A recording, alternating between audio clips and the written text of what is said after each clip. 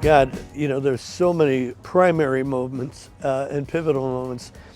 When we started out with the Ides of March, we had no idea that it was going to go all the way. We didn't have that kind of a master plan at all. We just knew that every gig, we enjoyed ourselves, so we loved it. And we were originally doing like covers by the Beatles and the Dave Clark Five, and gradually I started writing songs. We started sneaking in songs that we didn't tell anybody they were originals, but they started getting as big a response as the Dave Clark Five stuff, and we started getting kind of like okay, and we went in the studio and we cut our very first record in 1966 called "You Wouldn't Listen" on the Parrot label, London Records Parrot label, had the little parrot on the label, and we go to Sound Studios in Chicago. It was our first time in really a professional studio. And man, you hear the sound from those A7 500s in the wall, and holy crap, we're there. Well, we weren't there yet. But that song went to number 5 in Chicago and number 42 on Billboard charts in 1966. And it gave us enough, juice or ink in our pen to say we can do this again. And we added another horn, and I went to see Blood, Sweat, and Tears at the Kinetic Playground in Chicago, and they blew us away. We're sitting on the floor going, this is what we want to be. And we heard that big horn sound. I had the horns, but it took that inspiration.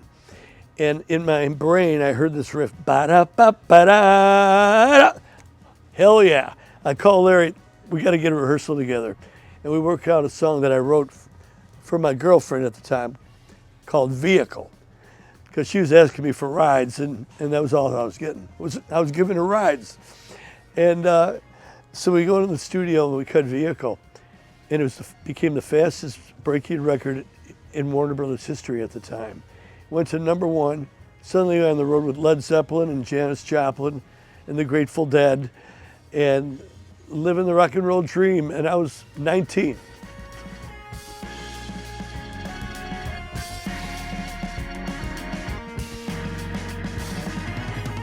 When I was 4 years old, my sisters taught me how to play ukulele. I'd sit in the back seat of our 52 Chrysler on our way down to Florida to visit my aunt and uncle, and we'd strum jada, jada, jada, jada, jing, jing, jay, And I loved it. I loved the adulation and the family singing, and I knew that music was my groove, But then at age 7, I started taking piano lessons, and it took about a week of that before it was really too boring, because Mr. Ulrich says, just these scales, do, do, do, do, do. Screw that. Watch this. And I started jamming, figuring it out myself. And from there I went to guitar.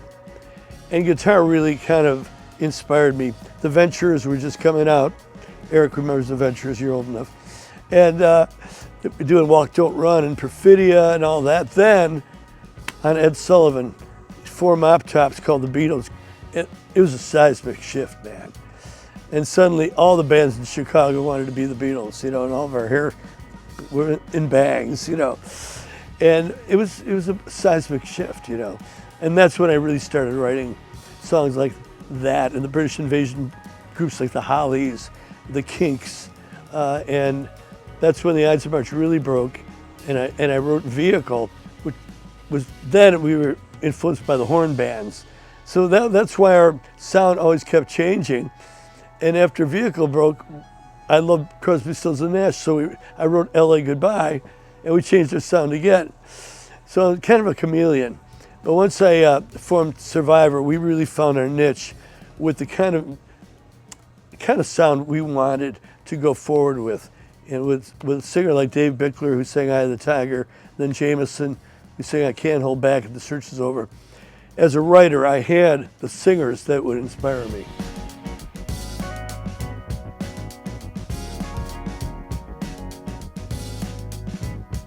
Well, I love Primary Wave, I think because they believe in me, they get me, they know what I do best, they work hard for me, and they know that there's no end you said it yourself, we'll probably be talking in 20 years because music keeps me going.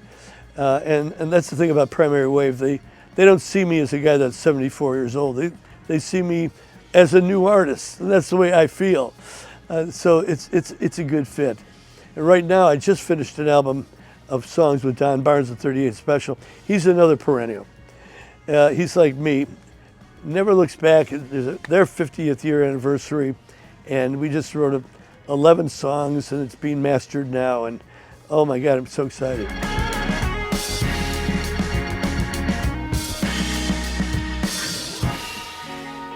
Well, all the people I want to write with are dead. But there's one guy that's still alive that's one of my all-time heroes too, Stevie Wonder. Not that he needs my help. And Paul McCartney, he don't need my help either. So I'm just really trying to create new Paul McCartneys and new Stevie Wonders, and I'm mentoring new artists, which I love doing. And whether any of them are going to break through, we're writing together. Young artists come to me at my studio. I work with them. I nurture them just like people have nurtured me growing up. And I'm trying to mold a few futures.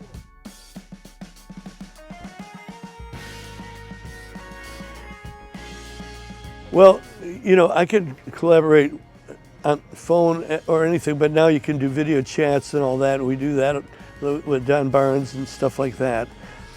I'll go, you got any titles? And Don Barnes goes, well, hold on loosely. Hell yeah. And I'll go, how about you, Jeff? Any ideas? He goes, Dad,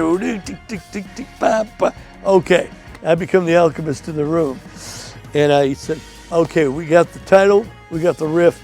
I'm going back in my bedroom. I had a place right off of my bedroom. And I came out with, you see it all around you, good loving gone bad, do-do-do-do. And Don Barnes goes, you just did that? I said, yeah, well, now we got to keep going. Got to write a fucking song. And 5 hours later, we had the song. We sent it to Mark Spector, their manager, and he says, you got a #1 record there. And it was.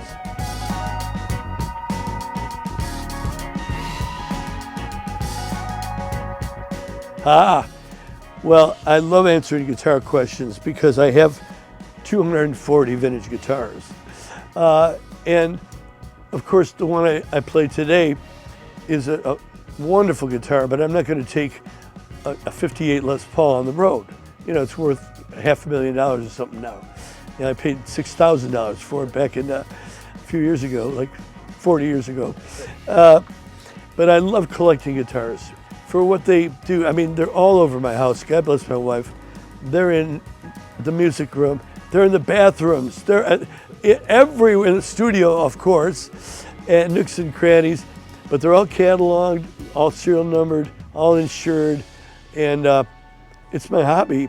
And if you saw me tonight, it was a 1990 Les Paul that I had refinished with a sparkly tigress top.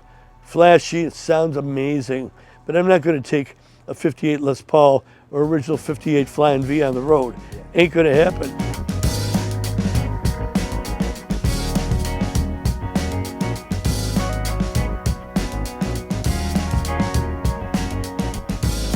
Wow, you know, I wish it was that easy, Eric. A lot of times if a song is easy to write, I'll diminish it a bit in my mind.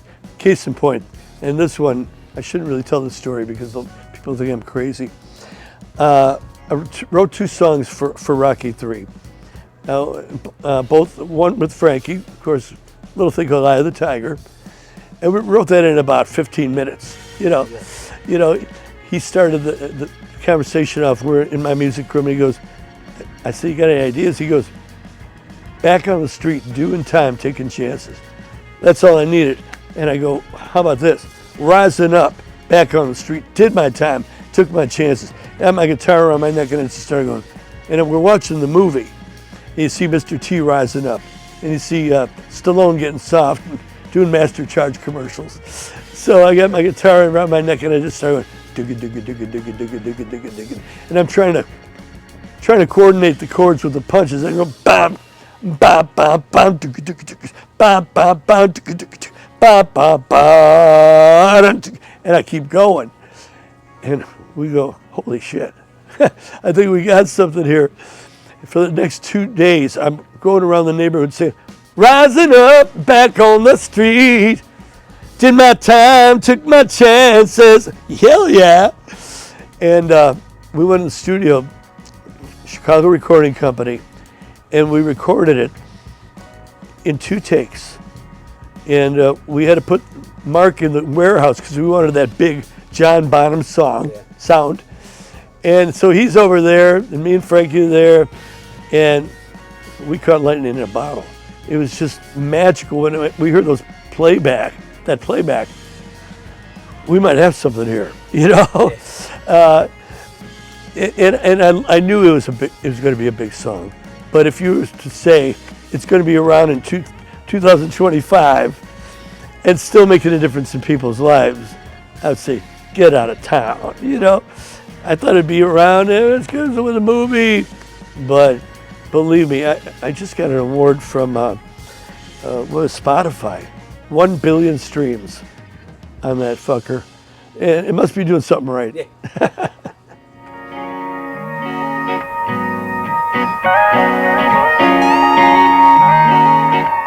My primary advice would be to write from the heart, write what you know, from life experiences of your own, from experiences that you've shared with your friends, things that people can relate to, not just stuff that rhymes, stuff that hits you in the heart. Something like The Search Is Over, You Were With Me All the While. Everybody remembers that because everybody's searching for something. So if there's something that moves you as a person, put it in a song.